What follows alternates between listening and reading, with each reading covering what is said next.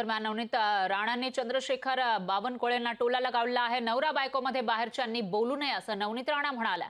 रवी राणा त्यांच्या मर्जीनुसार निर्णय घेतील असं म्हटलेलं होतं। तर रवी राणा हे सुद्धा भाजपमध्ये सामील होतील असं वक्तव्य बावनकुळेंनी केलं होतं आणि त्याच्यावरून आता नवनीत राणा ज्या भाजपमध्ये आहेत, भाजपचे उमेदवार आहेत, त्यांनी भाजपचे प्रदेशाध्यक्ष बावनकुळेंना टोला लगावलेला आहे। रवी राणा हे त्यांच्या मर्जीनुसारच निर्णय घेतील असं नवनीत राणा म्हणाल्या। तर एक दिवस नवनीत राणा याच रवी राणांना भाजपमध्ये आणतील असा दावा चंद्रशेखर बावनकुळेंनी केला होता। त्यावरून नवनीत राणांनी हे उत्तर दिलेलं आहे। आताची सगळ्यात मोठी आणि महत्त्वाची बातमी म्हणावी लागेल, नवनीत राणा यांनी चंद्रशेखर बावनकुळे जे भाजपचे प्रदेशाध्यक्ष आहेत त्यांना टोला लगावलाय।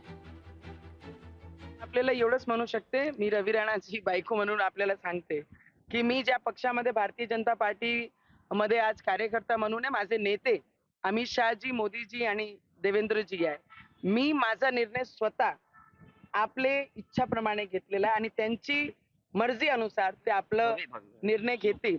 तर मला असं वाटते की नवरा बायकोंमध्ये कोणी बाहेरचं ना बोललेलं बरं।